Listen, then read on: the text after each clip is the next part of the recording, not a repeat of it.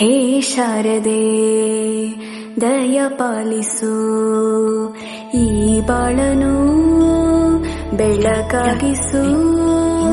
ಹೇ ಶಾರದೆ ದಯ ಪಾಲಿಸು, ಈ ಬಾಳನು ಬೆಳಕಾಗಿಸು. ನಾಳೆಗಳ ದಾರಿಯಲ್ಲಿ ನಂಬಿಕೆಯ ನೆಲೆಯಾಗಿರಿಸು, ಮುನ್ನಡೆಸು. ಕೈ ಹಿಡಿದು ನಾವಾಡೋ ಪದ ಪದದಲ್ಲೂ ಸಂಚರಿಸು. ಹೂವಲ್ಲಿ ಜೇನು ಗುಳಿ ಕಟ್ಟದೇನು, ನೀರಲ್ಲಿ ಮೀನು ಅಡಿ ಮುಟ್ಟದೇನು, ಆ ದೈವದಾಜ್ಞೆನೇ ಎಲ್ಲಾನು. ಹೇ ಶಾರದೆ ದಯ ಪಾಲಿಸು, ಈ ಬಾಳನು ಬೆಳಕಾಗಿಸು. ಹೇ ಶಾರದೆ. ಅಜ್ಜಿಯ ಮನೆಯಲ್ಲಿ ಪ್ರೀತಿಯಿಂದ ಹಲಸಿನ ಕಡುಬು, ಸೇಮೆಲ್ಲ ನನ್ನದು ಶಾವಿಗೆ ಎಲ್ಲವೂ ಮಾಡಿಕೊಟ್ಟರು. ನನ್ನ ರಜಾ ದಿನಗಳು ಮೋಜಿನಿಂದ ತುಂಬಿತ್ತು. ವೆರಿ ಗುಡ್, ಕೂತ್ಕೋ. ಜಗದೀಶ, ನೀನೋದ? ಅವನಿಗೆ ಬಾಯಿ ಬರುದಿಲ್ಲ ಸರ್, ಮತ್ತೆ ಈಗ ಓದುದು. ಮಾತ್ ಬರೋದ್ರೆ ಅಂತ ಆಯ್ತಾ? ದಿನಕ್ಕಿಂತ ಬರಲಿಕ್ಕೆ ಬರ್ತದ ಅವನಿಗೆ? ನೀನ್ ಬರ್ತಿದ್ಯಾ? ನೀನ್ ಬರಲಿಲ್ಲ, ನೀನ್ ಅವನಿಗೆ ಮಕ್ಕರ್ ಮಾಡ್ತೀಯಲ್ಲ, ಅವೆಂತ ಬರ್ದೇನು? ಓದು. ರಜೆಯಲ್ಲಿ ನನ್ನ ಗೆಳೆಯರಾದ ಸತೀಶ, ಮಮ್ಮುಟ್ಟಿ ನೋಡನೆ ಬಹಳ ಚಂದದಲ್ಲಿ ದಿನಗಳನ್ನು ಕಳೆದೆನು.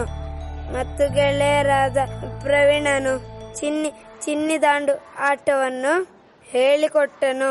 ಇದು ನನ್ನ ರಜೆ ದಿನಗಳ ವರದಿ. ಈ ಪ್ರವೀಣ 7ನೇ ಕ್ಲಾಸ್ ಅಲ್ವನ? ಹೌದು ಸರ್, 3 ವರ್ಷದಿಂದ. ಎಂತ ಅವಸ್ಥೆ ಮಾರೆ ನಮ್ದು. ಮೊದಲ ಕ್ಲಾಸೇ ಹೊರಗೆ ಹಾಕುದಂದ್ರೆ ಇವರಿಗೆ ಮನ್ಸತ್ತು ಉಂಟ? ಹೊರಗೆ ಹಾಕಿದ್ರೇನಾ? ಇಲ್ವಾ, ನಾವೇ ಗಾಳಿ ತೋರೋಣ ಅಂತ ಹೊರಗಡೆ ಬಂದಿದ್ದೀವಿ. ಹೋಗಲ್ಲ.